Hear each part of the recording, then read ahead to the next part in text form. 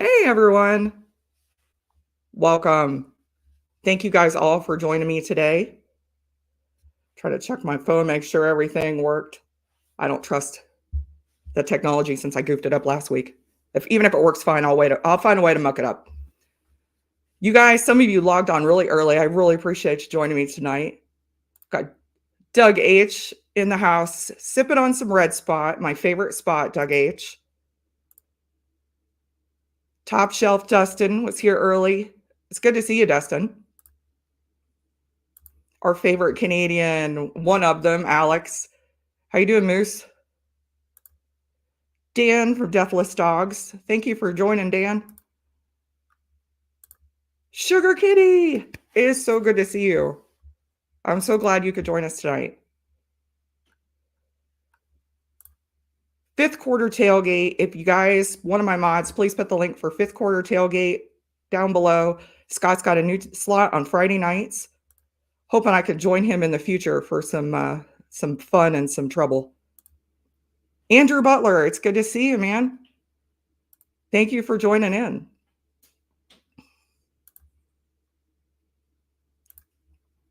Aiden, good to see you. I haven't seen you in a chat in a little while. I think I've been missing you. Thank you guys all for coming on tonight. Got some YouTube newbies in the house. These are some of my Irish whiskey friends. Stuff is sure to get a little interesting. If you guys have comments or questions about anything about Irish whiskey, throw them in chat and I'll get the people on the screen to chime in and answer. So first, I'm just going to go in the order that they showed up tonight. So first is my good friend, Mr. Brian Redden. Brian, how you doing? Hey, doing great, Stacy. Thanks for having me on. So one Brian just is not enough for my stream. Never. I have a second Brian, Mr. Brian Riley. Hey guys, glad to be here. And because there is no way I'm going to be able to corral two Brians on my own, I have Miss Tammy to help me, who is filling in for my friend Lisa, who could not make it. So thank you so much, Tammy, for filling in last minute. I really appreciate it. Nice. So what are you guys drinking tonight? I told Brian, I said, I wanted to pick one of the few bottles that I know that you guys don't have. Because I think we all end up buying the same stuff all the freaking time. So I have got, this is Copeland Merchant Quay. This is the ex-Bordeaux rum, and this is cask strength. Ooh, I do not have that. Sounds good. That one released a couple of weeks ago, 3 weeks ago. Nice. All right, so let's go round robin. Brian, up top. Brian Redden, what are you drinking? Redden. Well, so I saw this morning that today is Billy Lighton's birthday. So had to go big for that. So I went straight to the top of the Redbreast core range and went Redbreast 27. So, and not only is it Billy Lighton's birthday, but slightly more important than Billy, it's my mother's birthday. So happy birthday, Mom. Happy birthday, Mrs. Redden. But happy birthday to Billy too. So awesome. All right, Andrew is correcting me on my pronunciation. Thank you, Andrew. I appreciate it. Key. I didn't want to say anything. I learned that the hard way. All right. It's still good. Who's that? Riley? All right, Riley. Yeah, since Redden is slumming it tonight. What do you got? Yeah. Okay, so I went with a bargain.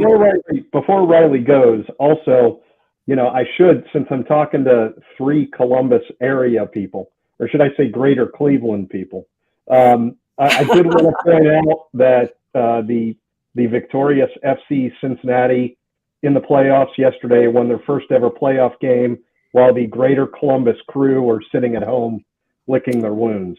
Yeah. So, yeah. It happens. Not been a good year for the crew. No. It happens. No. Hey, Richie Z. It's good to see you. Richie is a freak winner of WhiskeyTube. Nice. Good guy. Real good guy. All right, Brian Riley, what are you drinking? I don't know if you can see the color on this. Ooh. But this is a bargain basement, buy at any liquor store in the U.S. I'm just kidding. I kind of went with Redden's high-end threshold here. This is one that I've had this bottle a couple of weeks, and that's the status of it. Wow. But it's it's Dunville's single malt, and it's finished in Oloroso and PX sherry casks. The worst part about this bottle, it is amazing and special and delicious. The worst part is this is a single cask that was done for the Friend at Hand whiskey shop in Belfast, and they don't sell online.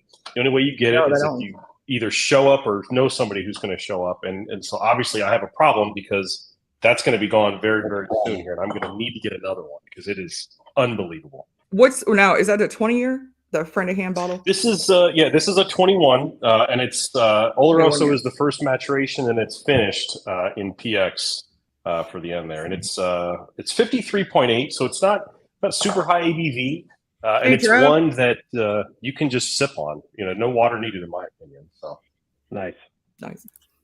If one of my mods, if we only knew somebody in Northern Ireland that could, I know, right? Get a bottle. One of my mods threw in the Bourbon Wrench. If you're not following the Bourbon Wrench, Trev is a hoot to watch. Very, very knowledgeable about bourbon. Yeah, if only we knew somebody that was in Northern Ireland that got you that bottle. I wanted to grab it, and man, the color on that is unreal. All right, I guess I'll let the person sitting here in a Yankees jersey go ahead. So I am drinking Blue Spot. The reason I chose Blue Spot, couple of reasons. Huh? What are you doing? Am I on the wrong side? I'm pointing to Blue Spot. It's sitting behind me. He's got it right behind him. I thought, what is he doing? He's out there. So Blue Spot just happens to be probably my favorite. This could be my daily drinker. If I could get my hands on it, I could drink Blue Spot every day. I love the flavor profile. It hits the sweet spot for me. But I also thought that we need to drum up a little, Blue Mojo here. So I thought it was the perfect drink for this little party. Don't make me kick you off already. Goals. Oh, bunch of day nerds on a Sunday. Don't you know it, Trav? Don't you know it, man? I'm the favorite guest. Somebody commented, I'm the favorite guest. Scott says you're his favorite guest. Favorite guest. Well, that's an honor I have never. All right. Well, good night, everybody. We're at you. Scott's channel is Whiskey and Sports. Okay. And Scott is a Nebraska Huskers fan and sits out there in Nebraska. That's tough right now. Well, as a Boilermaker, Scott, I'm sure. Scott, I'm very sorry. You got a Purdue graduate on screen right now. Yep. So what you guys buy more whiskey than I think even I do, except for the past couple of weeks. I think I've been just all my collections that I've been getting at people's homes it's all kind of coming in all at once.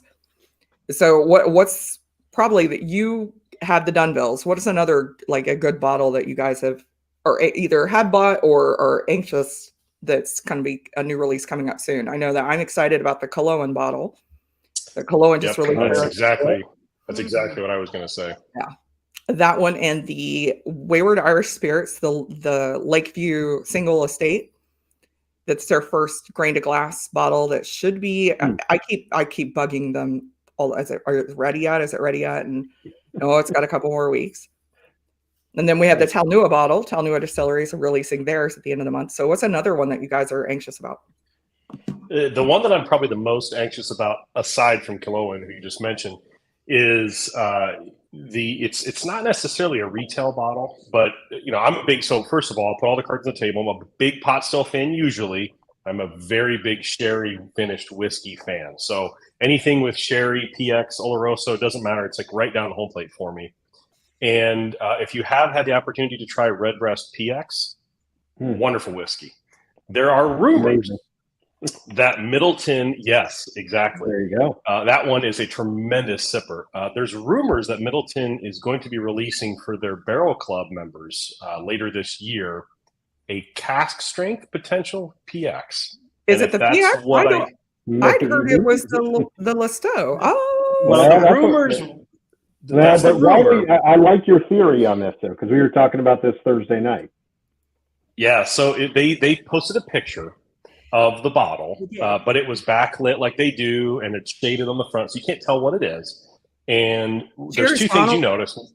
You notice the stamp that says cask strength on any of those cask strength redbreasts that they do, and it's also a dark maroon color. It's not the orange color that you would expect for a Listowel. That's not Listowel then. Yeah, I'm thinking it's a PX cask strength, which would be I'd be all over it. So I want to say hi to Donald. Donald is one of the most knowledgeable Irish whiskey people that I know. Donald can tell you the history of a distillery down to probably the name of the guy that put the label on the bottle. Oh, wow, nice. So yeah, Donald is super great guy. So thank you, Donald, for coming in tonight. I really appreciate it. Yeah. No, but when we were together Thursday night, so I brought that picture. Yeah, thanks for blowing us off, Stacey. Yeah, really. Right. But we're like zooming in as far as we can zoom in, and I remember Brian, you were commenting like, well, look at the stamp in the corners, got the circle with the percentage, and it's that's definitely kind of maroonish purple with a gold band on it, and so I'm kind of in agreement with you. If it's a purplish, it's not Listowel. If you look at the picture they posted on social media, you might think the same thing. I'd be curious if you get any other thoughts, but that's what I believe it might be coming. I'm gonna have to check that out. Yeah. Yeah, check it out. Hi, Greg. Thanks for joining us today. Yeah. Yeah, so, I'm thinking you might be right. I'll pick up on the Jameson Barrel Club idea, and I got a couple of my boxes back there. I don't know if you can see those, but the one that came out in mid-September, which is this one, which I will say Riley and I and a couple others put a healthy dent in on Thursday evening. But apparently, by all everything that they've told us is this is going to be the juice that's going to be in the new Jameson single pot still core release. So if that's the case, and this is what's in that for roughly €60 or $60 a bottle, you may have a new candidate, at least as far as I go, for my daily drinker to replace Redbreast 12, because this stuff is absolutely tremendous. It is. Now that one is coming to the U.S. eventually. I hope it does. I hope it does. I kind of heard some of that. I mean, I know it's still available on their website, but not for shipping directly to the U.S. You have to ship it to a third. I'm really happy. That price point, Brian, I mean, that was a shock for me. I don't know if it was for you too, but I was surprised. The way that Irish whiskey's been going has been higher and higher and higher. And the Redbreast, or not the Redbreast, the Jameson 15 remastered that they did 6 months ago, let's say. That was too high. That was 300. I think it's high. It's a small too, if I recall, right? It's a smaller, Show and tell. Remastered. And that's the remastered Barrel Club. And I got to tell you, for my money, Barrel Club's better every single day, here over this. Totally agree. I was thrilled to see they didn't go crazy. I was disappointed. I was disappointed with it. I just say that. Yep. I was, it was too spicy. I thought it was overpriced right off. I mean, the cardboard box notwithstanding.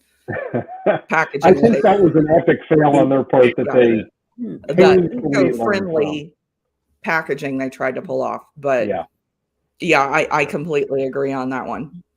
Yeah, I rarely save packaging, so I'm not usually offended. Agreed, Donald. I just don't want to pay for it if it's not there.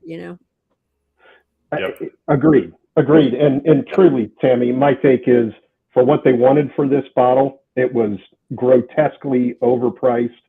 And terribly underdelivered, which was disappointing. Now, Donald, to your point, at €60, some competition. I agree.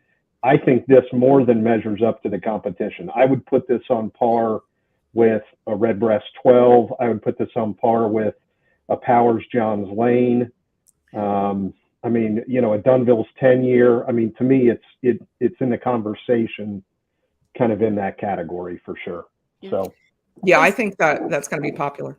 Hey, Stacy, I'm seeing the fifth quarter tailgate is asking what we're all drinking. And there's probably been a few others pop on that maybe missed that in the beginning. I don't know if you want to recap on that. Sure. Yeah. What is everybody in chat drinking as well? Yeah, for sure. Yeah, it'd be interesting to hear that. Yeah. So I'm drinking the Copeland Merchant's Key. Andrew, let me know if I got it right that time.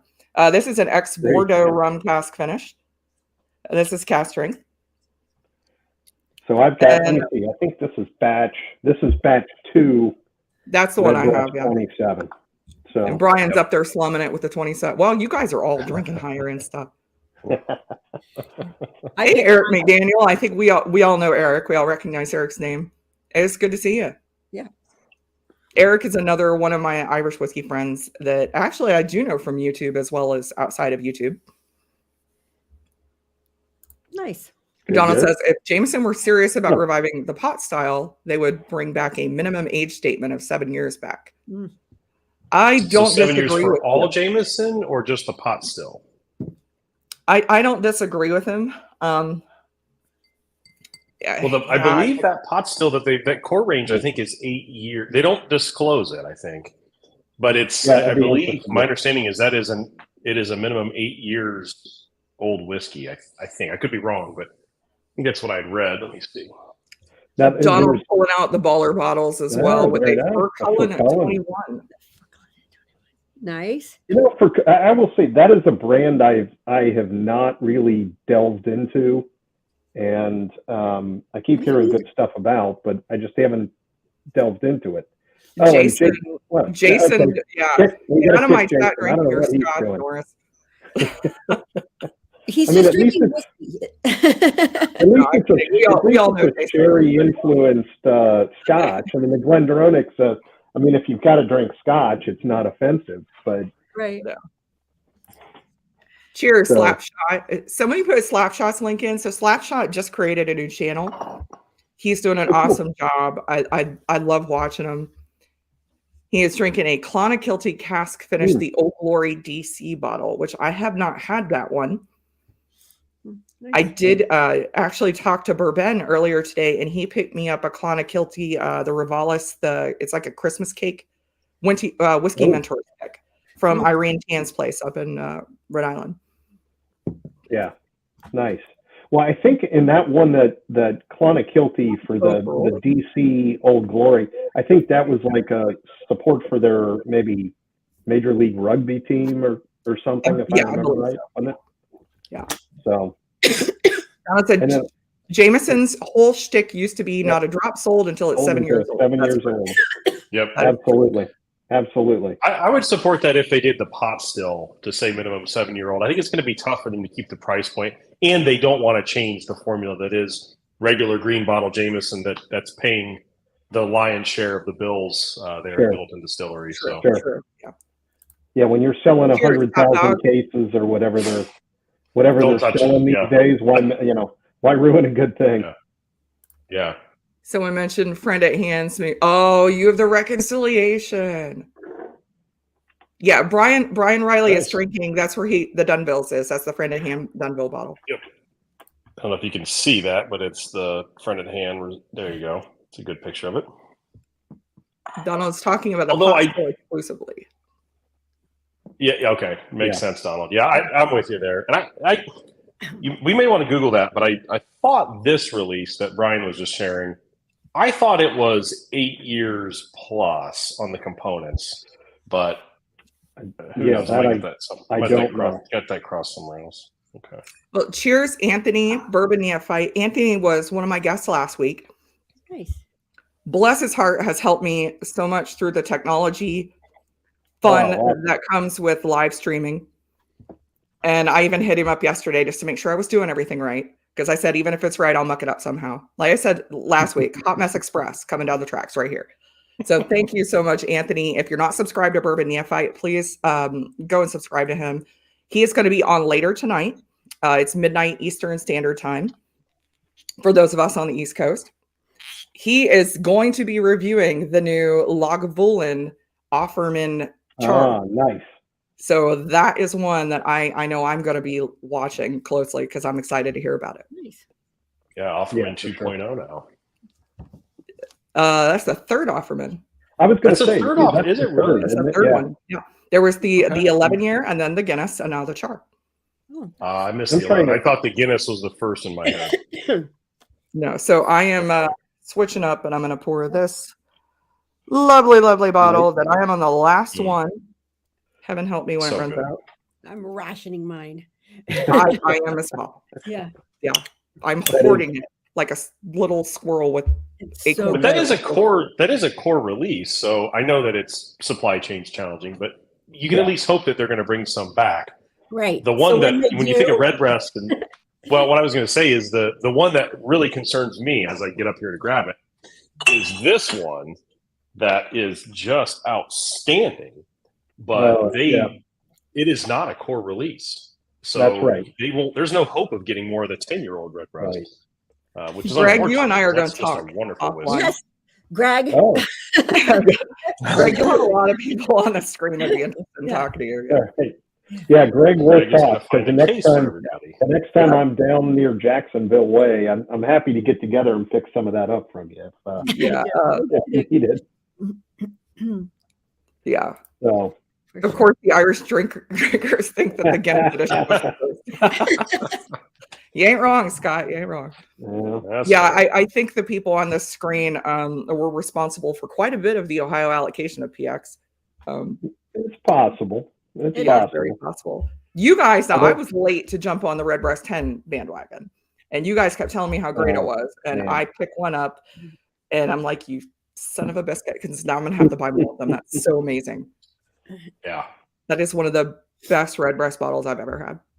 Oh, for it sure. is very, very good. Oh, so well, good. and I think the timing when they released it, that was probably early last fall, maybe about this time last year. And, it was about the same time as that, as we got the small batch, I think, over here, wasn't it? Or right after? Give or take, yeah. And frankly, I thought the small batch, there was excitement around, but once people tried it, I think it was kind of divisive. I will say that the PX, I think everybody who has tried it has just loved it. I mean, I haven't talked to anybody that kind of went, I don't know. I mean, cheers, Mr. Great Shot. Mr. Great Shot is another one of our WhiskeyTube regulars. Nice. Let me tell you, you can't go wrong with Redbreast 12. Redbreast is the gateway.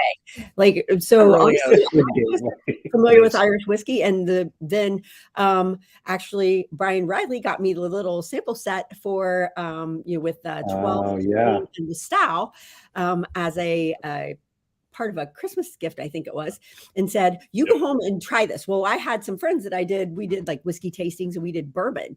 And so a couple of them came over and we had the little bottles. And so we did the blind tasting, and we all loved it. Like it was like a drug dealer. First one's on me.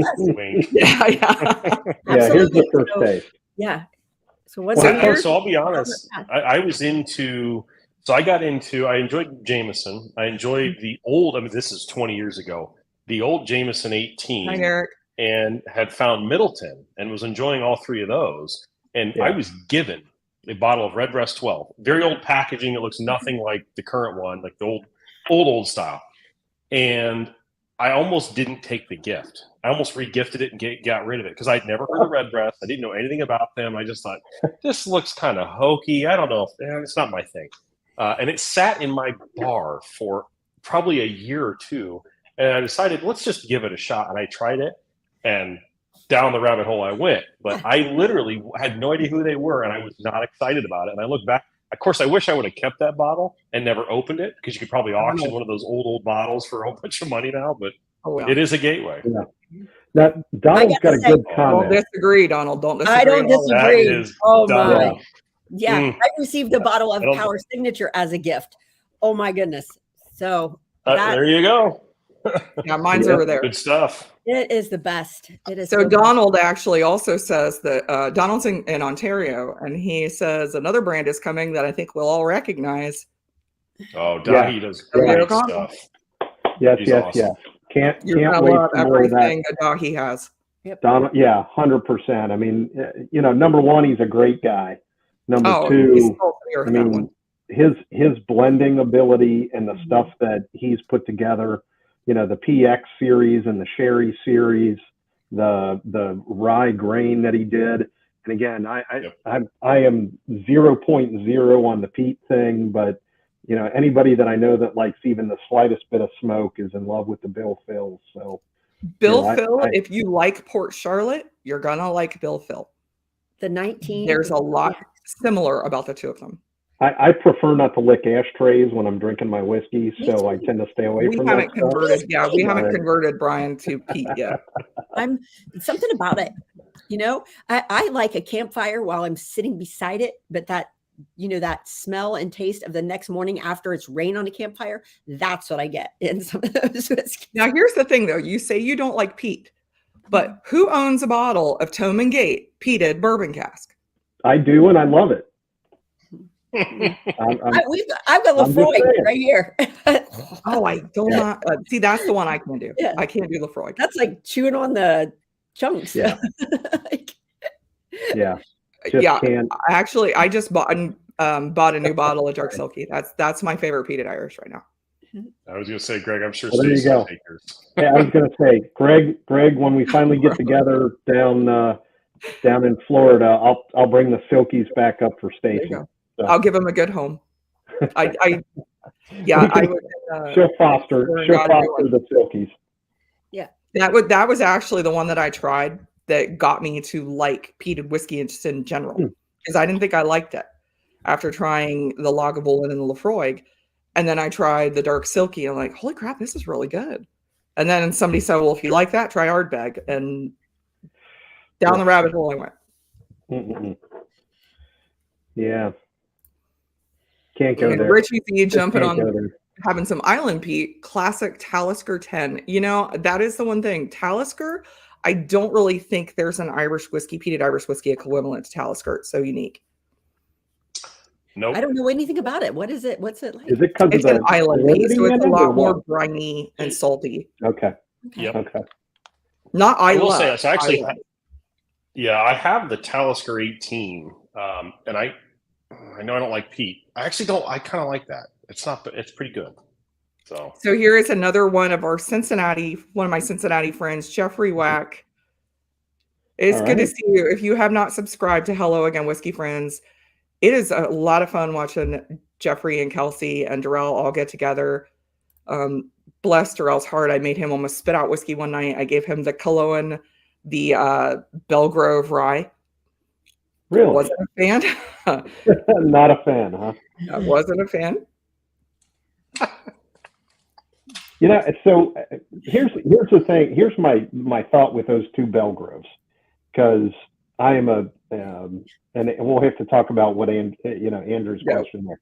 But we'll get your question next, Andrew. The two Belgrove Colognes, I think you can fundamentally tell they're Colognes because of that Cologne DNA that's in it. But they're different than all the others. So, my hope is people don't try either just the Belgrove Oat or the Belgrove Rye and say, oh, that's Cologne. It's real young and it's super hot and it's this and it's that, because I think it's so fundamentally different than all the amazing other stuff that they do. I think it was cool that they did that collaboration, but it's just a different thing. It's different. And it's not actually the Cologne portion of it that makes it so different. It's the Belgrove portion. And the oat, actually, I revisited the oat with another whiskey tuber, Bobby Bourbon Battalion. And I actually I found that I really like the oat. And I thought it was the rye that actually kind of surprised me. I thought that was going to be the one I liked. But the whiskey itself it's really good. For 3 years old, it's crazy. Yeah. Yeah. I'd be really interested to see where it gets in maybe another 3 years and what it's like at that point. Same. Yeah. But yeah, it's, I mean, like I said, it seems like everything, or the overwhelming majority of what those guys do is just out of this world. So, and I think Darrell was not expecting it either, because the other sample I gave him was Gold Spot, and then I gave him a sample of the Craic, the 12-year-old Cooley single grain, and then here's this one that's Completely different. Totally. Yeah. Totally different. That'd be a little palate shock. Yeah. So Andrew Butler, I actually was working on, and I'm still tinkering around with the video, a blind flight that I had my husband do with me, comparing Connemara and Hinch peated Irish whiskey, Bill Phil, and Dark Silky. For both of us, the Connemara came in last. It's not that it's bad, but I think that since it came out, there are better ones available now. I think the core Connemara isn't quite up to par with the others, but I know like the Turf Moor, I know that one is one of the best peated Irish whiskeys you're ever going to find. I don't know if they're still making the Turf Moor though. I haven't seen one of those or the 12 for that matter in a long time. Yeah. Yeah. I mean, my take on the Connemara in general. I'm not disagreeing with you there, Donald.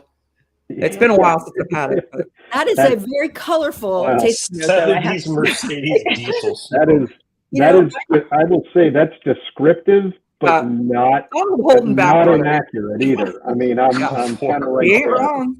Yeah. I think I will stop being afraid to share my tasting notes now. Yeah. So yeah, I'm there with them. I mean, I don't care for it. I'm kind of more of the, I'm not as wed to single pot still as I used to be. But so I've definitely much more, I know Riley and I were talking about this the other night. I've much more gotten into the Irish single malt variety, not just the Bushmills, but obviously all the Killowen single malt things that they've done, and am really enjoying kind of exploring. I mean, W.D. O'Connell's whole single malt series that Dahi's done with them. I think those are all absolutely just out of this world. And how cool is it to see those of us who've been fans of this category for a while, to see it really kind of picking up steam and expanding. And on the one hand, it's fun. It's also, you got to start making choices, right? Because we see, and I think that's where we're getting to be, where we're having, okay, if I want this and this, I can't get this. Mm-hmm. So the other thing I don't think people realize is that. No, go ahead. Classic, the Redbreast 27 you talked about, Brian. I mean, that came out, and that was quite a reach, really, for a lot of reasons. It came out. It was $3.99 here in Ohio, and then it very quickly went up. And I'm seeing it retail around California and other places $600-700. I mean, that's the downside of the growth in the category. The pricing is obviously competitive or keeping competitive with the growth. And the thing I tell people about that one, I'm like, if you're on the fence, pull the trigger, because it's not going to go down. Right. It's going to keep going up. I mean, that's a perfect example though, Brian. List for it now in Ohio is what, $5.79 or $5.99. I mean, $5.99. Yep. Now, and listen, I know inflation, and I know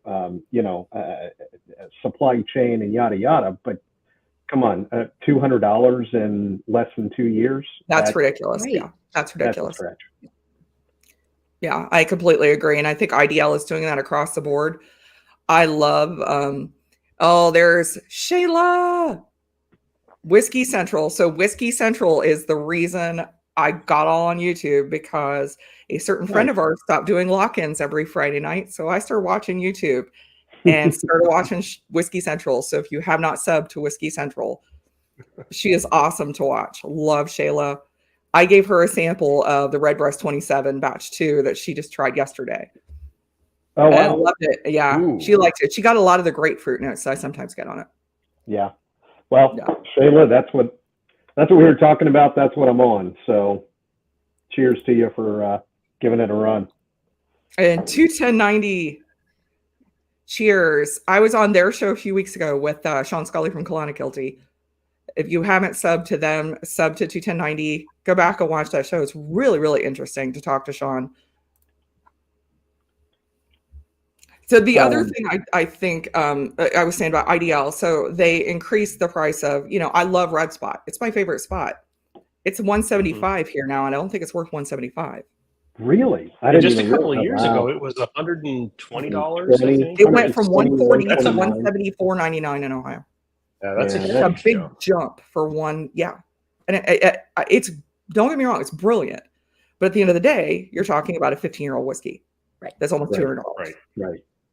Well, I mean, it's like we were talking about when this thing hit the shelves. I mean, this was three something, and that's just too damn much. I mean, it really, for what it is, it was disappointingly so.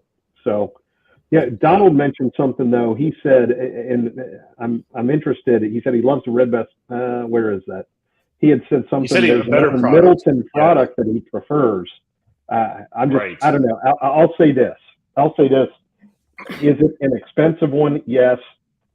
Do I think at $5.99 it's probably overpriced? Yes. Do I think they have anything that's in their standard range that even comes close? I would argue with that, because I think the depth and the complexity and what you get out of it for the price, I think just impossible to beat. I did see a comment from Greg saying, the PX is a good sub. I would agree, but I think the balance and the depth that you get from the 27 is 2 or 3 levels above what you get on the PX. So that's crazy. We all need to road trip to Canada, apparently. Yep. Somebody call Jeff. He needs to go over the border. Yeah. Jeff needs to go to Windsor real quick. That being said, I have a question for you. If shipping costs were not a factor, so say you got free shipping, would you get a Redbreast 27, or would you get a Redbreast single cask like the Sonny Malloy, like the Palace Bar, like the Blakes?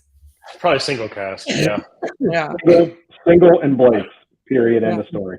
Done. Yeah, and those. I was going to tell 27 against Brian. I think you're spot on. It's in the core range that I think that 27 really is phenomenal. To go better than that and get different flavor profiles, get more depth or whatever, you're going single cask. That's kind of what you got to look for.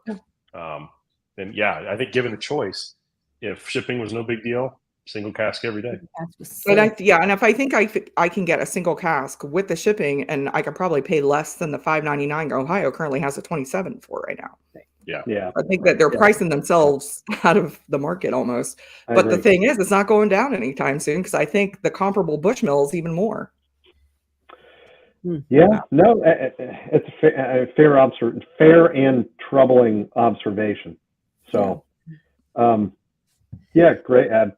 you were smart to do that. I did the same.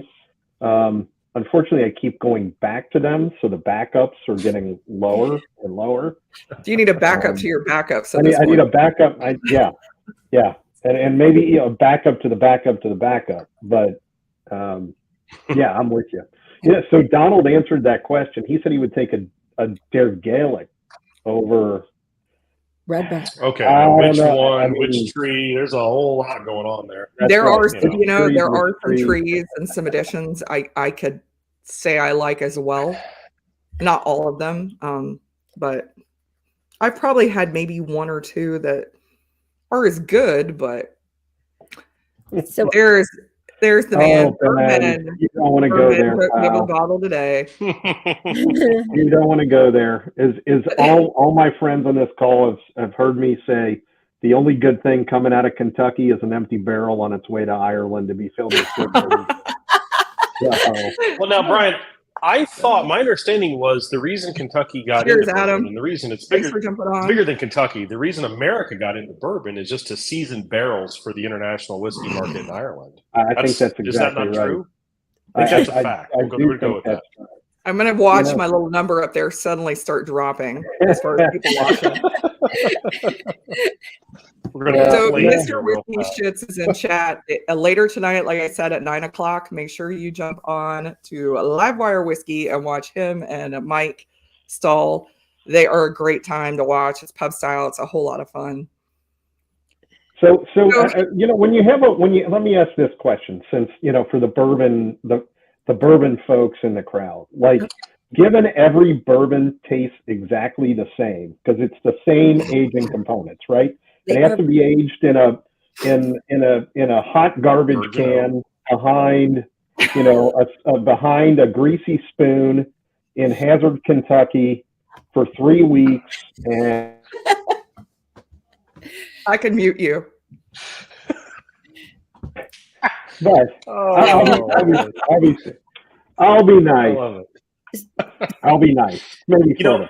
So I will say, I didn't really ever get into bourbon in a serious sense. I gravitated more towards Irish whiskey and Scotch initially, and the reason for that was kind of, I know you're joking, Brian, but there's some truth to, and bourbon has changed a bit. But initially, yeah, bourbon's really exploded. Not a lot of variation. Irish is now. Well, and it's the rules are very restrictive. Now they're starting to get label changes. Well, they'll say, you know, bourbon finished in a port, blah blah blah. So they can get around it there. But that's what drove me to other markets. Hey, there's 2 Brian R's. Riley, you quit picking on the bourbon people. He said Brian R. Brian R. Either one. Yeah. That Brian R. is a problem. I apologize for him. So I have a lot of friends who are bourbon drinkers, and I mentioned we do whiskey tastings and get together. So we get together and everybody brings a bottle that they like, and we do a blind tasting. So we each have ours bagged and we share without saying what it is. Nobody knows if it's a Irish or a bourbon or whatever. And I took the Blue Spot, and Blue Spot won the night. All of the bourbon drinkers really like the Blue Spot. So it does have a little bit of that sweetness to it, I think, that bourbon drinkers like. It is cask strength, which I think is something that bourbon drinkers like. So if you're somebody who tends to lean towards bourbon, as I used to, and a lot of my friends still do, I think the Blue Spot could be a drink of choice. There's a lot of Blue Spot fans in the bourbon community. And I actually found out from coming on here and talking to all these people, I was drinking the wrong bourbon, because somebody, when I first said I wanted to try bourbon, recommended Maker's Mark.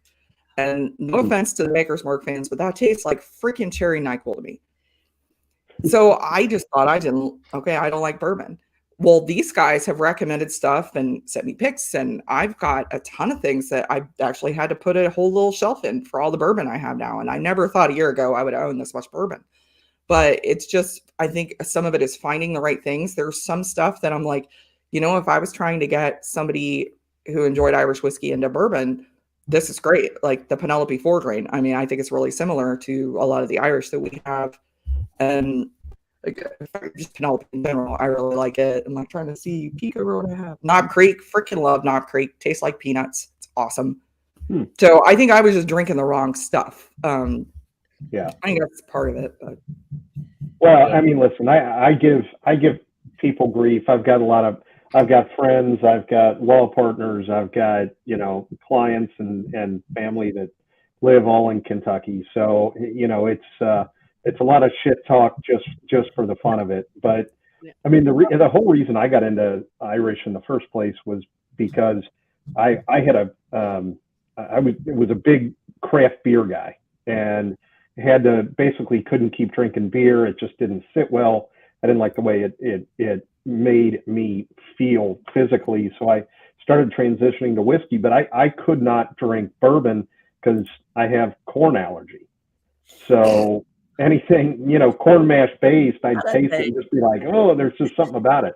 So, you know, so barley based, I went and kind of started into Scotch, and then eventually, you know, went down the Irish rabbit hole after I think I got a bottle of Green Spot, and then I went up and tried a couple different bottles, one of which being Redbreast 12, and off we went. So that's kind of, you know, how I got there. But I'd never gotten into bourbon because I just knew I couldn't do it because I'd feel terrible if I did. Well, I had to. So the single grain. Scott, I do disagree with you there, because you guys can only. Here's the thing, you guys can only age yours in one cask. Irish whiskey just has to be a wood cask. You can put it in anything. Yeah. So I don't think there's more diversity with bourbon necessarily. If anything, it's equal. Yeah, and there's not the limitation on the Irish side. Now there's a lot of limitations in Scotch in terms of what you can put in your mash bill, but on the Irish side, there's a great deal of flexibility in terms of what you can do in the mash bill. I was thinking it in my head too. Thank you, Adam. So now I have that flippin' song stuck in my head all night again. So, Brian, does single grain do the same thing for you? It says, Scott, they can finish bourbon, but Irish can actually be aged in any kind of cask. Yeah, and you can finish bourbon and other stuff, obviously, but the Irish, you can, as long as it's aged in a wood cask, you can largely do whatever kind. So yeah. Well, some of the Method of Madness are wild casks. Those Vegas are very experimental casks. Now that's a good plan. Irish and Highland and Scotch in the summer and bourbon in the fall and winter. That's not a bad way to live either. Yeah, I like Mr. Great Shots plan there. So the other, a lot of people got their start with the Middleton distilleries. The Redbreast and the Powers and the Green Spots. But I think the other area that works, especially the people on the screen are seeing up and coming, that people are kind of just finding out about, is County Down. County Down has a ridiculous amount of really good distilleries. Yes. You've got Two Stacks, you've got Dunhills, you've got Killowen, you've got Copeland. Right. You've got Hinch. So I think there's a lot of good whiskey coming out of County Down now. Yep. Agreed. Well, and again, I think it's just the proliferation. I think it's just the proliferation across the whole island, right? I mean, of Ireland. I mean, when I don't know, several years ago, we were in the mid-20s, and at this point, they're in the low 40s range in terms of. I think they're 44 last time I checked, I think. Yeah, something in that range. I don't know if that includes Connacht, though, which technically is on the market now. Yeah, I hope they don't all get bought up. But. Well, I think what you'll see is some consolidation, right? I mean, there was some conversation. I saw Greg mention, Teelings earlier. Apparently, and I'm blanking on it, which company has a minority interest in Teeling. But I mean, they own what, 40% of that even before that. Yeah, and there's some discussion that they're going to increase their holding in Teeling, and I want to say it's primarily one of the rum companies. I don't remember Bacardi or it was. That might be it, Tammy. It might be Bacardi. I think it was Bacardi. That sounds familiar. Yeah. So, I think we'll see more and more of that as you've got proof of concept of these smaller distilleries, smaller bottlers. The biggest concern there is, do they lose their identity, right? Do they lose their? But hasn't Bacardi been a big holder in them for a while? I mean, they've owned a pretty big stake of them already. I think they just now became. Thank you, Sugar Kitty. I think that's right. That's right. Well, so mess it up. I think the trade-off of them maybe losing their identity, though, would probably be the openness of distribution and lower cost shipping and all the things that kind of work against the small distilleries. So I guess for those of us who don't live, let's say, in Ireland or County Down or wherever the heck your favorite distillery is, the consolidation does potentially bring the opportunity for bottles to get closer to you. So I guess that's kind of a win, Yeah, the trade-off is just a concern over the quality, because the bigger corporations might not have as big a concern about the quality as much as it's quality versus cost that I worry about. And the fact that once, more of these brands get snapped up, and I don't think the Irish market can sustain the number that they have forever. I mean, they're going to have to get it outside of Ireland. There's just not enough market share there. Agreed. Right. I just found the article. It's actually Conor McGregor's investment group is buying Teeling, and he's going to merge it with Proper 12. That's what it says. So. Dirty liar. You know what? There should be some fantastic marketing coming out of that. Yeah, right. That'll be the only good part of it. Stay tuned. Should be. It's now when we talk and let everybody know. Oh, you too can be a brand ambassador for Conor McGregor's brand because he's got an opening. Yeah. Doesn't he still have a job opening it was brand ambassador or some big role? Yes. Just going to go out on a limb and say that has not been filled. Oh, I'm sure there's plenty of applications for it. I would say. Oh, yeah. Night, Top Dog. Proper 12. Yeah, I would have, when I did my blind flight last week, I would have actually included it had they sold it in just a mini, because I want to be fair. But I'm not paying $30 for a bottle of it. And let's be ridiculous. honest. You were afraid you might pick that as your favorite, and then never. No, I've had it enough to know I wouldn't happen. I've never tried it. Have you guys tried it, Brian and Brian? Yeah. Yeah, it's not good. I've never even had it. I think everybody should try it. I will say that. I do think I don't think everybody should buy a bottle, but I think they should try it and make their own judgment. I did not like it. I've never had it. Yep. I was at a whiskey bar. We did shots of it just for the loser of darts, just to get rid of it. But I was at a whiskey bar, and the bartender, he said, "What kind of whiskey do you like?" And I ordered, I think I ordered a Redbreast 12 cask strength. And he's like, "Oh, so you're a whiskey guy?" Like instantly, we wanted to talk whiskey, and it was predominantly a bourbon bar, and so they had tons of bourbons. And this guy, he was really into a lot of it for the company he worked for. So we're talking, and he said, "Hey, you ever had that?" And he points up, and there's a proper 12 there, and it's not right.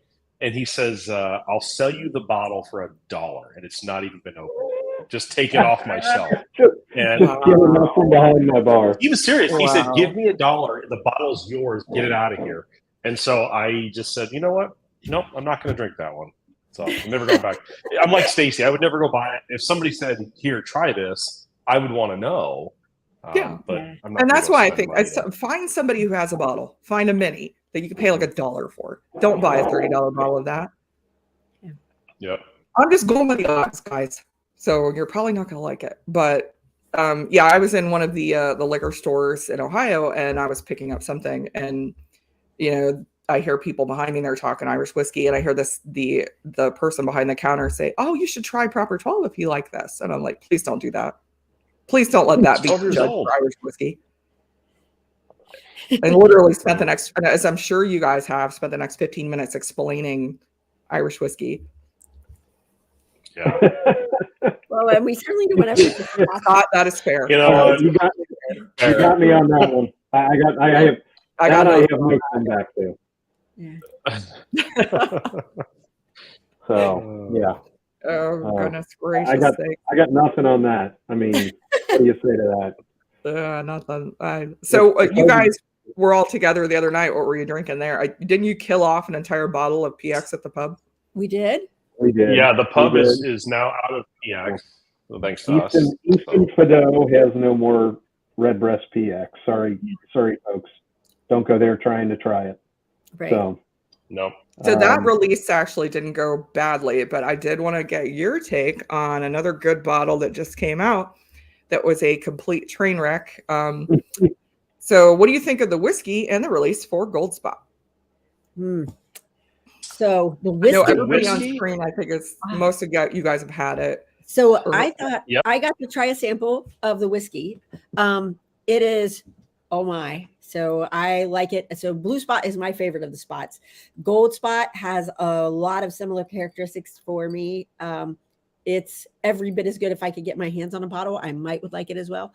But my efforts to get a bottle were, it was a struggle, and it did not succeed. So it's. So I think Ohio only got 120 bottles. From what I've been told about our liquor laws are that up to 50% of Ohio stock can go to wholesale accounts. And I've heard that it actually used to be more. So in this one, I'm assuming probably at least 40% of it went to wholesale accounts, because I ran into that issue a lot. That's a very, very small amount of bottles for an entire state. Wow. And it was a huge tiny. Huge amount of hype. Everybody wanted one. That could be 48 bottles. This is for Greg. Exactly. Yeah, exactly. Oh, wow.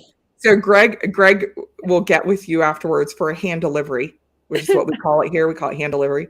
Okay. Yeah, but that's that Yankee fan thing. It's those damn Yankees fans. I'm like backwards from what you're like, where am I?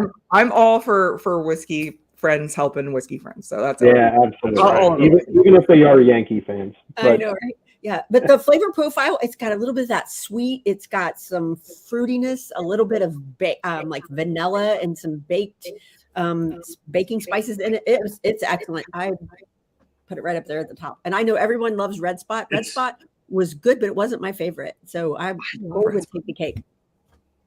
To be fair, I thought Gold Spot was fantastic. I was actually surprisingly impressed with the Gold Spot. The release. I wish it had more of that 16-year Bordeaux wine. That was my only complaint. I wish it had more of that 16-year Bordeaux wine. You could tell they didn't use much. And I wish they did it cask. I don't know why they, feel this need. I think that's one thing that bourbon people can kind of harp on Irish stuff is there's this resistance towards. It's getting better. But there's this resistance towards cask strength, It was so smooth, though. It's, I mean, the way that it is so smooth. Yeah. So my take on the Gold is, and Stacy, I agree with you. I mean, I was trying to help a number of people get a hold of bottles because I was lucky enough to, when it first came out, I got 2 ordered and was able to get them shipped from across, and then I was able to get 2 more when they released in Ohio. So I was set, and I was trying like hell to help people locate them. But I'm glad I did. And the reason I did, frankly, is because the first bottle that I got, I liked it so much. It was depleted very quickly. Yeah. I mean, my take is, I'll be honest, I did not terribly care for the blue. I thought it was just, even with a little bit of water in it to just take the edge off, I thought it was just too hot. I didn't pick up a lot of the nice notes that I'd expect out of a Spot. It just didn't do it for me. So honestly, I put the blue probably as like my second from the bottom, maybe ahead of only the Montelena green Spot. But I'd put the Gold. For me, it's either the Gold or red at the top. And it kind of just depends on the day when it's one or the other of those two for me. And then kind of the yellow and the Barton kind of fight for like 3 and 4. And then the regular green just kind of in the middle of the pack. But I thought the Gold is just absolutely tremendous. And I just saw Andrew comment, if you like the yellow, you're going to absolutely love. You're gonna like the Gold. If you like blue or yellow, you're gonna like the Gold. Mm-hmm. Zenbood. Yeah, I don't know if I saw you in here earlier, Zenbood. Thank you for joining us. What prices are y'all seeing for Gold Spot? So we're all in an ABC state. It was $124 here. Now, that being said, it sold out within hours of hitting every single store shelf in the state. So it was extremely. Except the ones in the back room for the local pub. Yeah, it was extremely difficult to get bottles. There were some reserved for wholesale accounts, which are supposed to be bars, and and I know they're not going to be on any bar shelf. So, but I'm with you. Blue isn't my favorite. Now, I do like it a little better than yellow. Layable Barton, honestly, I think if you can't get a Gold, get a Layable Barton. You'll be fine with that one. Yeah, agreed. It's really especially good. For like a holiday. I mean, I love the Gold for the holiday stuff, but if you can have the Barton for a Thanksgiving or Christmas dinner as your like after dinner drink, you'll be happy. Yeah, the Barton is a great Christmas whiskey. It really is. That's not a bad tax. That's not a bad price. It goes on sale every now and then, and the price point is what, like $69 or something like that is? Right at 70, 68 or affordable. I mean, it punches way above that price point. Yeah, and I don't know if that's everywhere, if that's just in control states, but when it drops to 65, that's a steal. Yeah. Agreed. For a higher ABV Irish whiskey, that is a flippin' steal. Yeah. I tell you what, we talked about gateway whiskeys earlier, and I kind of missed one. And as we're talking steals and values, I don't know how many fans there are. I saw somebody earlier talked about the Powers Signature that I have back there, but the Powers 3 Swallow is just that whiskey for 30, 40 bucks or whatever. That whiskey is just tremendous. It's that is one of the most underrated bottles. Yeah, So well done. it's so good. That's what I started off on Thursday. Yeah. That is one of the most underrated, under-talked about bottles. Everybody, people remember John's Lane and Signature, but they never remember Three Swallows. So I think John's Lane is just a little lean towards Scotch in the flavor profile for me, compared to the Three Swallow. Thankfully, it's not leaning towards bourbon, Tammy. I think it's more towards bourbon, actually, because it's a higher bourbon cast finish. There's not a lot of sherry in it. I don't know. Yeah. Like if I were comparing it, for some reason, I think it leans a little bit towards like some of the. And it's heavy trad pot spill. It actually reminds me of the Redbreast 10, and that it's that really traditional pot spill. Mm-hmm. But that's fair. Yeah, but I like the John's Lane is excellent as well. Oh yeah. Yeah, I can't think of a bad Powers, to be honest. No. The whole brand is phenomenal, and I hope now that they have a new marketing team that they do more with it. The last one didn't do them any favors. Yeah. Well, and what's going to be interesting, they have a gem there. Yeah. What'll be interesting on the Powers is, they're coming out with this rye version. Yeah. It'll be interesting to see what the reception for that is. I'm still with a mindset. Bring back the damn Signature line and, stick with your traditional stuff. I agree. You're a pot still brand. I mean, that I'm not touching. Cheers, James Taylor. Yeah, they're a pot still brand. This rye thing, I mean, I understand what they're trying to do. To me, it's the same thing that Middleton did with the Redbreast Kentucky Oak. They're trying to appear more towards the American bourbon or rye fans. And that's a huge market. They're trying to cross some lines to get some more market share. I get it. Yeah, and I get that, but man, I'm with you. Like, boy, you have a great opportunity to just bring back something that works. I think they discontinued it when Irish whiskey hadn't gone crazy like it currently has, and if they brought it out today, it would be in demand all over the place. So. Oh my goodness! For those in chat who might not know, Powers has an upcoming release, or at least they've got the label approved by the TTB for 100% rye Irish whiskey. It's going to be a U.S. release upcoming. We don't really know much about it other than the label's been approved, and it's going to be green, a green label. That's pretty much it. But I mean, I'll get a bottle. I'm sure you guys will. But. The only other Irish rye that's really out there, I guess, is the Kilbeggan. I don't think there's. Yep. And that Belgrove rye, it's the only one I know of. Yeah, I mean, and obviously W.D. O'Connell did a rye, but they did those aren't like, mass production on the shelf kind of thing, right? Those are more specialty. Yeah, I was thinking somebody else did one, and I can't think of who. Clonakilty did one finish in rye casks, but. Right. I mean, there's been some finishes. Yeah, like the Chinkapin. Yeah, like the Teeling. The Chinkapin Oak Teeling. I've heard that one's pretty good. I've seen more and more people getting it and speaking well of it. I haven't seen it. I don't even know that there's much Teeling around Ohio, period, at this point. A friend up in New England has spotted it, so I can always get a hold of him if you ever want one. I'm just curious to see if it's worth the price, because that was the problem I had for Kentucky Oak. A certain gentleman from Cork we're all friends with gave me a sample of the Kentucky Oak, and I compared it to the Hinch Doublewood that I have, and it just wasn't good enough to justify that 109 something like that. 105, 109. Yeah. When the Hinch, the Hinch I thought was almost as good, and it's only $35. Yeah. So yeah. Look what we have here. Look what the cat drew. Hey. Were your ears not on the road, Jeff? So this is another friend of mine that will. Since Jeff is here, I guess I gotta grab this one since he's my fixer on the triple. On the triple. There you go. That's another great one. It's a shame that's only travel. Mm-hmm.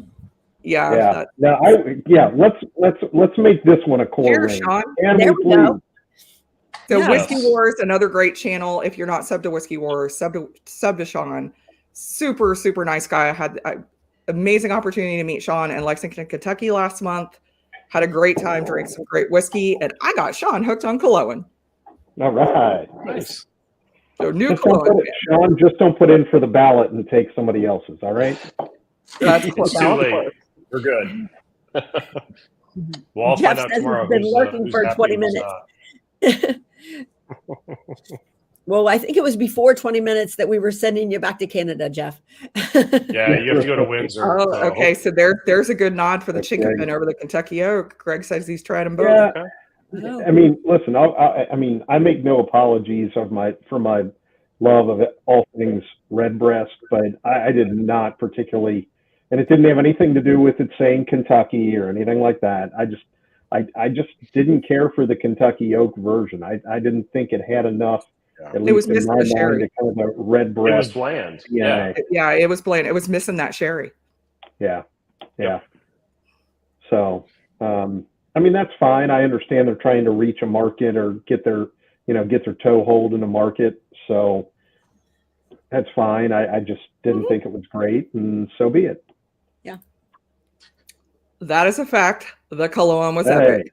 I need more things to spend money on. Don't we all? I took the dark rum finish down to Kentucky, and I came back with no dark rum finish. I had to stop at a certain liquor store, Party Source, and pick up another dark rum on the way home. Yeah. Brendan Carter's doing some great stuff. Brendan Carty is doing some flippin' amazing stuff. Like I joked, I said the online Irish retailers just need to crash now. In anticipation of his first release that's coming up next week, because they're going to crash. We all know they're going to crash. We crashed them. Yeah. We've been a part of the crashing, so it's going to happen. 100%. So I'm curious what you guys would say is your daily drinker. Like, what is your go-to bottle that is not the special festive pour, but is your daily bottle of choice? I'm like trying to look to think of what I'm drinking right now. For me, it's always been Redbreast 12. Okay. And I've said this to a number of people. I told Riley this the other night. This one could challenge that. Could challenge that. It really could. Yeah, really good. Yeah, I'm with Commandant Lou, I don't think you've been in here before. Cheers, and thank you for joining us tonight. I could bounce. You were in the bounce place. I don't stay with a single one. I'm with you though, Brian. I could definitely see for the $60 or whatever, if this stays the same price, I could see that replacing of the 12. My guess is Irish Distillers they're gonna fix that. I mean, if they realize, they're not stupid, they're gonna find the separation there on the Redbreast side. I'm guessing they're gonna do something with Redbreast pricing going up. Who knows? I mean, they're gonna figure out how to make that some differentiator. But that triple that you just had, that's one that I usually keep around here. I'm actually out of it now, but that's one that I usually keep around here. That's a great all around. Just, you could make a cocktail with it. You could sip it.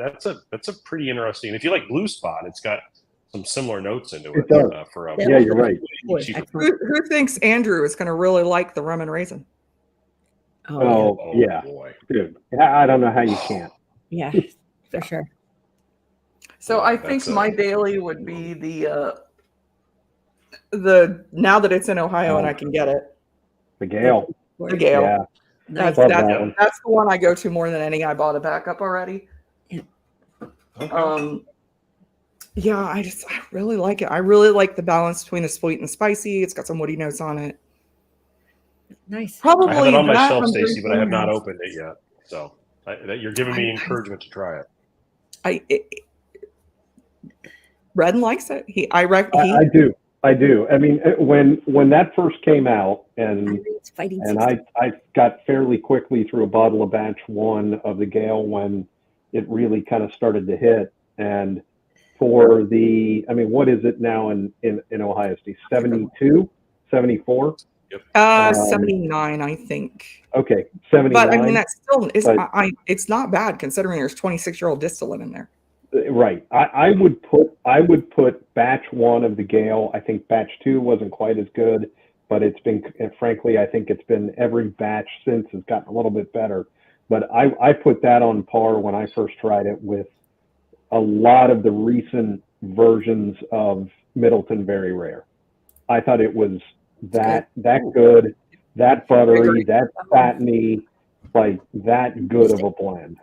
Wow. So, I actually preferred batch two over batch one. I have not tried tried batch 3. I'm excited to try batch 3. Nice. But I agree with you. As far as a blend, it's every bit on par with MBR. Every bit at a third of the price. So I'm there. Louis, I mean, frankly, I've been lucky to try a lot of her different stuff. Probably the only version of anything she's done that I haven't cared for. I think it was called the Battalion. It was the one that was done for Larry Masuka's with the outfit with the like the tequila finish. I was just that's the Gold Coast or the Battalion. Say that again. Gold Coast or the Battalion? I thought you gave me a sample of Gold Coast once. Maybe it was the Gold Rush. The Gold Rush. That's what it was. The Gold Rush. There you go. The Gold Rush. It was the Gold Rush. I really did not care for that one very much. I don't really like that tequila influence on whiskey in general. I did. Same here. Colognes actually has been one of the ones that I do actually like. It's not something I'm going to reach for all the time, but it's one that I could drink and not hate on all the and it's just not a finish I like personally. But I remember you giving me a sample of that one, and I didn't care for it. Right. It just wasn't great. But not to divert quick back to Cologne, but if you can get the rum and raisin, the rum cask, or the Pinot Noir cask, if you can get a hold of any of those, just clean them out. Or the Hungarian oak, or the acacia, which are pretty much or the pochine, or the pochine. So pretty much anything with the Cologne name on it, or the Balkan, or the Balkan, or the stone soup, or See you, Greg. Enjoy the game, buddy. Yeah. Night, Greg. Yeah, go Yankees. Yankees. Thank you, Sean. Smash that like button. Everybody hit the like on your way in. That helped toss this up. We can get more people in here to hear this nutty bunch that I know very well. So what I'm interested in terms of people who are watching, like what are their if they're not terribly into Irish whiskey, what would they ask? What do they want to know? Yeah, what don't they know that they'd like to know from folks that probably spend way too much time? This is your chance, guys, because these are the people we're each other's worst enablers. We all get bottles from everywhere. We usually it's not a huge number of bottles that we all one of us has that the others don't. We find ways to get bottles. We all are getting bottles to each other in other states and other areas. So any questions you have, throw them in chat and we'll try to answer them. I will come back to one that actually, I don't know if he's still in chat, but Andrew had a question about Connemara, and you answered it. We're all not Pete fans, so we got that. Sean says, what is every person's favorite cask strength Irish? That is a good freaking question. Ooh. I'm going to go the Cologne rum cask experimental. Because that's like I want to say that's like 59 to 62. Now, mind you, Sean, we're probably all going to be tossing out stuff that isn't the easiest to find. It's not everywhere, but that would be, boy, there's a lot of tough ones out there, but bang for the buck, I'm going to go with that one.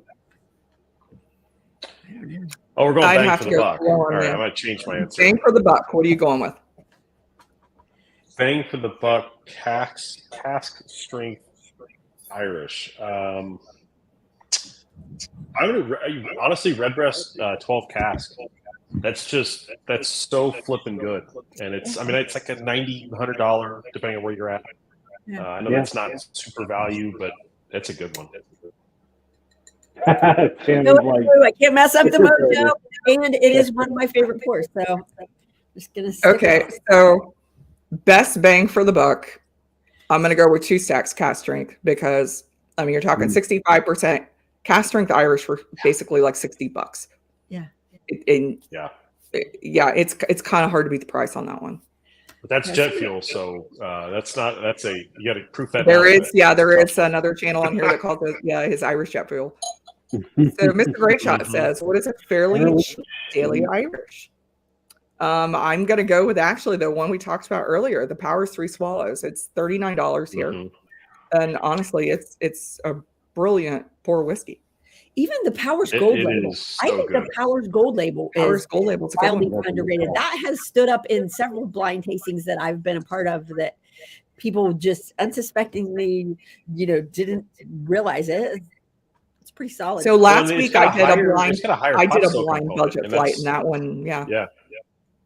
I picked a $20 bottle. The component is impressive. I'm gonna go a little bit off the reservation on this one because I don't think this brand gets much love, especially among like our group. But I'm gonna go on to the Slane Irish whiskey. Slane is pretty solid. Good choice. That's a good choice. Yeah. It's it's at least triple cask blended, and it's got my mother's family crest on it. So I always have a soft spot. So you got a little bit extra, Yeah, that gives me a little dog in that hunt, yeah. So okay, non-peppery Irish whiskey. I'm gonna go non-pot still. Something easy to get. I'm gonna go Bushmills 12. It's a new bottle that's a great call. That is a great pour for a reasonable price. I was very impressed with it. Yeah. Agreed. That's a super tasty one. Man, I should have saved the Slane for this one because it's not peppery. Boy. So I'll jump in. The Two Stacks guys have some brandy series stuff that is phenomenal right now, and there's no pepper in those. There's just these fantastic fruit flavor profiles that are exceptional, that are not the peppery, spicy thing that you expect in Irish whiskey. So it's got a little bit of pot still component into it, but I'm going to say that Jameson Black Barrel is such a balanced, low. It is not in your face. That's a reasonable price point. Yeah, that's a solid one. It holds its own. Okay. So I'll go back to the one. I'm going to go back to the one that I'll go with the Gale. Because I think that's got a nice kind of smooth, buttery type of finish that you don't get a ton of pepper on. No, it's very, very mild. Yeah. So that's a good one. Keith J from MA. Cheers, Keith. Why did Powers change their labels? Well, the marketing team that changed them is no longer employed by them. They got fired. So nobody loves them. Yeah. It's all about the shelf space. It's all about the distinctive bottle. Yeah, and they took up more shelf space with that one. Yep. I wondered about that. It's wider, and that's a risk. Now I know, Riley, you're a big fan of the Irishman line from Walsh. Yeah. Yes. There is. If you can get your hands on. Cheers, Mark. So Mark is another fellow Ohioan. He's up in Northeast Ohio. Yes, that right there. This one is outstanding. That is a gorgeous. That came back online, and I did not jump on it immediately. And by the next day when I got online, it was already sold out. Yeah, that one is so good. That is extremely good. So good. Yes, you had the dark rum finish. It was the experimental bonded series. So did he have that or the rum and raisin? No, he had the rum finish, the dark rum finish. Okay. I didn't take the rum raisin. I'm actually out of the rum raisin. Well, I picked up one on the way back, but I took the dark rum down there, and I took a little more than half a bottle, and that sucker did not make it through the tailgate. Everybody really liked it, which it's really good. Thank you. Since I can get it semi-regularly, the Jameson Bow Street 18 years, his favorite cask strength, then probably the Redbreast 12 year. That's a good call. Bow Street is excellent, Jeff. Yeah, well done. Yes. Yeah. So what was it? I guess it was last week was John Jameson, the anniversary of John Jameson's birth. Yeah. And I broke out the 18 for that. It was that's a solid pour that probably doesn't get enough respect. Mm-hmm. I agree. James was asking about which batch on the Gale. I'd say honestly, any batch you can get. They're pretty consistent. There's really minor differences. I think 2's the one in the U.S., but I'm not 100%. I don't think 3's over here yet. Yeah. Oh, we're set up an Irish whiskey flight. What are we picking? Well, the price point doesn't matter on this. That's a hard question. So I did one in September, and I know Stacy's done a whole bunch. Did one Friday, yeah. I did one in September, which was kind of an intro to Irish whiskey, and I did Black Barrel, Green Spot, Redbreast 12, and Yellow Spot. That's a great one. So, probably if we're all picking one bottle, we're going to make a flight right now. Yeah. We're going to make a flight. Pick a bottle. So what are you going with, Brian? All right. Redbreast 12. Okay. Stacy, I want to see what everybody else is picking because I have two different in my head, so I'm gonna go left. I'm gonna go left or right on this. I'm gonna go the one that actually got me down the Irish whiskey rabbit hole, and I'm going Bushmill 16. Ooh. Tammy? I would drop in something different, like a Tullamore-Dew's Phoenix. Oh, that's a good one. Oh, yeah. Which is coming back, by the way. It is. Is it coming back? The Phoenix is rising from the ashes. Yes. They announced they're bringing it back. Yeah. I'll start. Okay, so then I will go. I'm going to go with Middleton Barry Crockett Legacy, only because I have held that one up. If somebody says, "Why do you like Irish whiskey?" and I'll say, "Well, there's a style of Irish whiskey that you can't replicate anywhere else. Can't get it in Scotland. Can't get it in Canada. Can't get it in America. Single pot still." And to me, Barry Crockett Legacy is the prototypical single pot still Irish whiskey. It is just straight down the center, the ideal. And so to me, it'd be a great one to put into that tasting so people can understand the unique style. I did not realize they were bringing that back. I actually had Bourbon, who has a channel on here. He came across a bottle of the Phoenix. It was a 2016 bottling, and it was like $40-something. And I'm like, you need to buy that. Yes. Oh, yeah. And he said he got it. He said that's the first.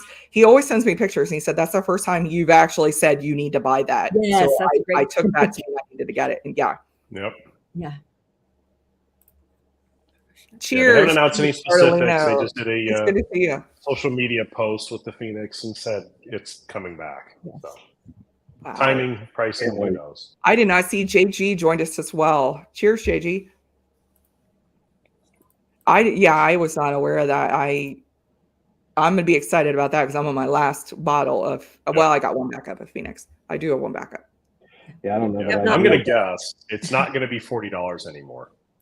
I'm just gonna guess it's not gonna be $40 anymore. Unfortunately, the first bottle I bought was like 75, 79, something like that, and maybe the second was somewhere in the same ballpark. Mm-hmm. No. And yes, James asked. Jameson just released a single pot still. Yes, just this past week. Yep, it is very good. If you can get a hold of it for the €60 price point, I know shipping can be a little rough, but if you can get a hold of it, it is well worth the money. There you go, Bourbon. Damn you all. You got it. He stole that bottle. I mean, for less than $50, I think everybody on screen would have bought that. Yeah. If you came across a Phoenix for under $50, every day. If I would have bought all of whatever they had for $40. Yes. If they had 4 bottles, I'd have taken them all for $40. That's a win. Yeah. Yep. Cheers, Big Vic. Big Vic's Backyard BS, another great channel. If you have a chance to sub to them, please sub to Big Vic. He is a great dude. Truck driver like my husband. A lot of fun. And someday I'm going to get him to get some Irish whiskey. He's a bourbon guy, but I'm going to work on him. There you go. Jeff says it's $55.99. I've got to sign off. So everybody have a great night. Thanks for everybody watching. Thank you, Brian. Thanks, Tammy. Cheers, Brian. See you guys. Great to see you again. Bye. So Jeff says, yeah, it was $55.99. Yeah, that's a great price. So yeah, Ben getting it for under 50 was a great price. Unbelievable. Yeah. He's probably signing off to go watch the Yankees game. Just want to say. Yeah. Maybe. So let me know if anybody has any questions. Going to wrap it up here in the next few minutes. I'm going to have one more pour of the Redbreast PX for Mr. Billy Layton's birthday today.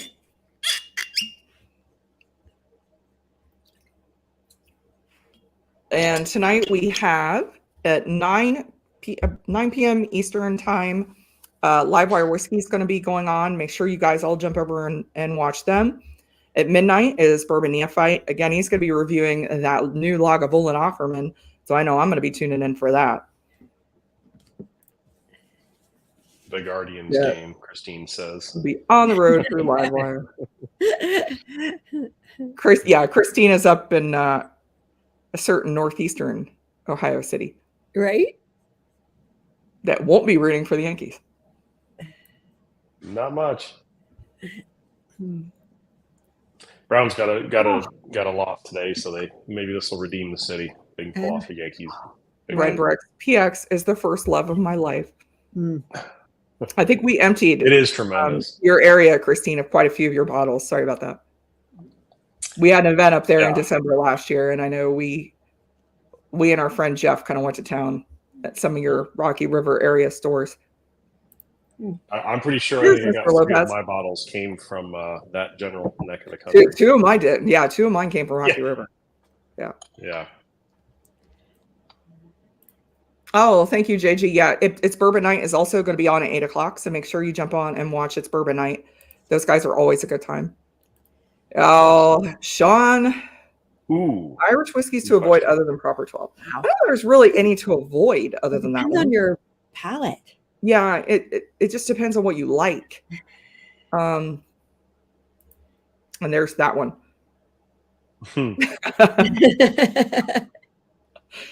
You helped, mister. You helped quite a bit.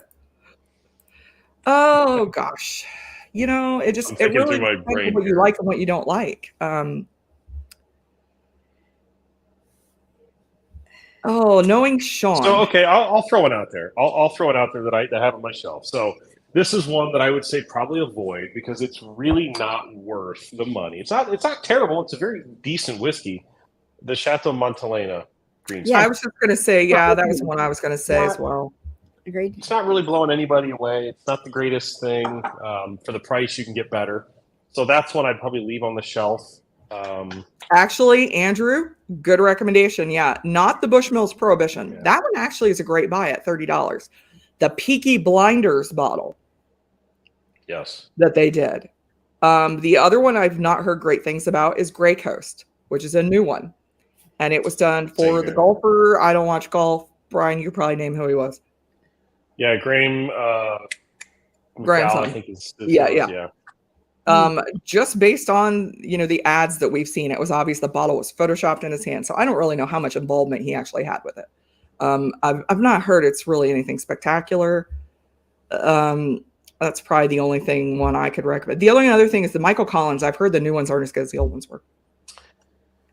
No, we talked about the Redbreast Kentucky Oak. For me personally, I would kind of, a dozen bottles. Yeah, I would personally avoid the Kentucky Oak Redbreast just because if you're a fan of a lot of the Redbreast series, this is probably not something that you're going to be excited about. Yeah. My least favorite spot. Yeah. Same here. And it's not that it's bad. It's like I said, it's like, you know what? Keith, there you go. Keith J from MA coming in hot. West Cork. Oh man. The thing is, it's only $15. How great's it really going to be for $15? Yeah, the bourbon, the bourbon one. Yeah, but when you want to compare those, the other one. Go ahead. I'm sorry. No, go ahead. I was going to say at those lower price points, when you've got a Patty's coming in as good and strong as Patty's is, those other, price doesn't have to Patty's, be that's a different here. Patty's Patty's a great value. That's a Yeah. Patty's great a value. good bottle, but Forgot about that. that's the problem. I mean, Yeah. and that's the problem. Like the West Cork, you're only paying, $20 for a bottle. It's just, I think Patty's is like 20 Yep. bucks here. yeah, and I think Patty is better. Oh yeah, it's so much better. That's what I mean. Yeah. So JG, two gingers. The thing here's, we found all this out about two Yeah. gingers. It's actually designed specifically for the Irish mule drinks. So as a neat pour, I'm not drinking that as a neat pour. But I do know people that do like it. But again, I mean, I think the problem is you got to compare price point. Hellcat Maggie's another one that I'm not a huge fan of. Vic, so Irishman I'll 17 is an avoid that one. excellent choice if you're just starting into Irish whiskey. My Oh, goodness. wow. Look at Green Big spot, Vic yellow spot, throwing out, Irish yeah. 17. Wow. If you got to throw some well bottles done. out, yeah. Cheers. Well done.